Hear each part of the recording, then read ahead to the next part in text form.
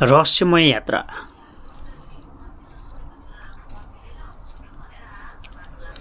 सिमलको पुरानो रुख बचाएको केही महिनापछि सहर बदलिएको थियो। हरियाली बढेको थियो, सहरमा धुलो घटेको थियो, मानिसहरू सचेत भएका थिए। आरब जुन पहिले मोबाइलमै हराउँथ्यो अब प्रकृतिको अभियानकर्ता बनिसकेको थियो। तर एक रात उही मोबाइल उसले एकपटक उसलाई डिजिटल बन्दै तानेको थियो। फेरि चम्किन थाल्यो। स्क्रिनमा कुनै एप नै खुल्दैन, केवल एउटा रहस्यमय चिन्ह, ओमेगा सङ्केत। आरब अचम्मित भयो। देववृक्षको अर्कै सन्देश हो कि? हावा चल्यो, झ्यालको पर्दा फरफरायो, स्क्रिनबाट फेरि निलो आभा विस्तारित हुन थाल्यो। त्यही क्षण ऊ फेरि बेहोस भयो। आँखा खुल्दा आरब आफैलाई एउटा अजस्रो उपत्यकामा देख्यो। पहाडहरू तरल प्रकाश जस्तै जसले आकार बदलिरहेका छन्। माटो क्रिस्टल जस्तै चम्किरहेको छ। हावा चल्दा समय आफै एक सेकेन्डको लागि रोकिए जस्तो, अर्को पल फेरि गतिशील भए जस्तो। त्यहाँ एक पाठीमा लेखिएको थियो, क्वान्टम उपत्यकामा स्वागत छ। यहाँ वास्तविकता एक होइन, धेरै छन्।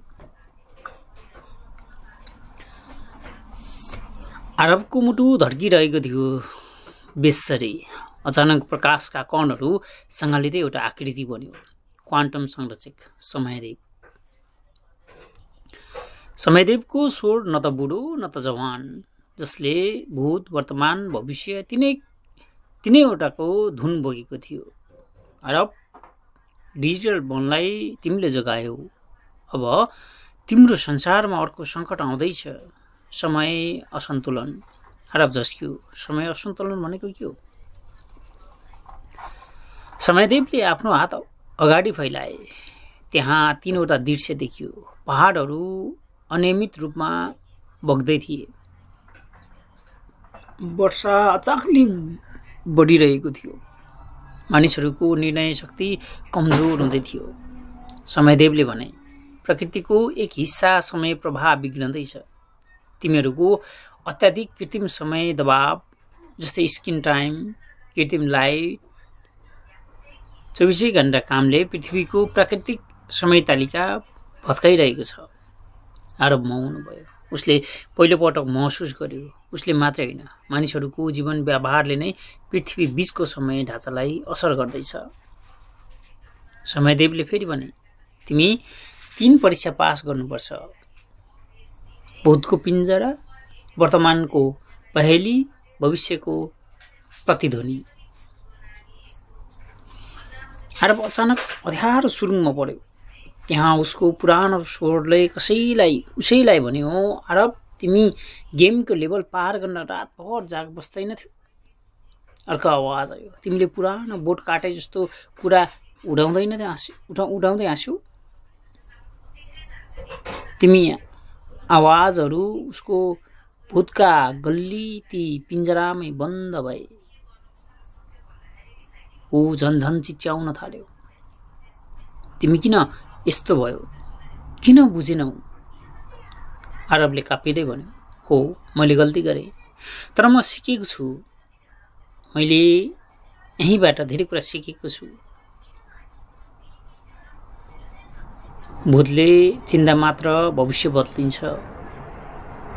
त्यस्तो भन्नासाथ पिञ्जरा फुट्यो। उसले पहिलो परीक्षा पास गर्यो।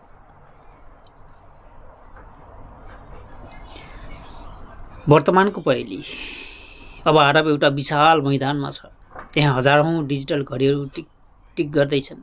केही छिटो, केही ढिलो, केही उल्टो घुम्दैछ। समयदेवको आवाज, असली समय तिमीले पत्ता लगाउनुपर्छ।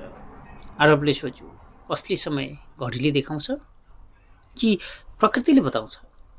त्यसपछि उसले आकाश हेर्यो, सूर्यको कोण, हावाको दिशा, चराहरूको ताल, अन्त्यमा एउटा मध्यम शान्त टक टक गर्ने घडीतिर उसले औँला देखायो। यही हो प्रकृतिसँग मिलेको समय। सारा घडी बन्द भए। दोस्रो परीक्षा सफल भयो। तेस्रो परीक्षा थियो भविष्यको प्रतिध्वनि। अब अरब विशाल रङ्गभूमि उभिएको थियो। त्यहाँ 3वटा भविष्य देखियो। एउटा सहर रुखबिनै मानिस तनावमा, समय अव्यवस्थित। अर्को टेक्नोलोजी उन्नत तर मानिस भावनाविहीन। अर्को प्रकृति टेक्नोलोजी दुवै सन्तुलित सहर, हरियाली, मानिस खुसी। समयदेवले भने कुन भविष्य सम्भव छ? अरब मुस्कुराए। सबै सम्भव छ, तर सही दिशा मानिसहरूको निर्णयले बनाउँछ। म तेस्रो भविष्य रोज्छु। त्यसछेन उपत्यका प्रकाशले भरियो। आँखा खोलेपछि अरब फेरि आफ्नो कोठामा मोबाइलको स्क्रिनमा एउटा मात्र लाइन चम्कियो। समय जोगाउनु भनेको भविष्य जोगाउनु हो। अर्को दिनदेखि अरबले नयाँ अभियान सुरु गर्यो।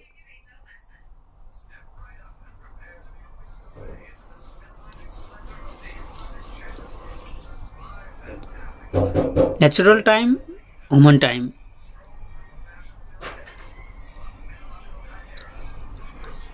जहाँ मानिसहरूलाई प्रकृतिसँग समय मिलाउन बाँच्न सिकाइने, रातमा अनावश्यक कृत्रिम उज्यालो घटाइने, डिजिटल डिटक्स अभ्यास गराइने, विद्यालयमा समय सन्तुलन कक्षा सुरु गरिने। मानिसहरूले फेरि परिवर्तन हुन थाले। अरब फेरि एक नायक झैँ मानिन थाल्यो। समय, प्रकृति र प्रविधि 3 एउटै चक्रमा घुमेको हुन्छ। समयको दुरुपयोगले भविष्य बिग्रन्छ। एक सचेत युवाले समाजका ढाँचै बदल्न सक्छ। आधुनिकतासँगै बाँच्नु ठिक हो, तर प्रकृतिको ताल नबिर्सिनु उत्तम हुन्छ।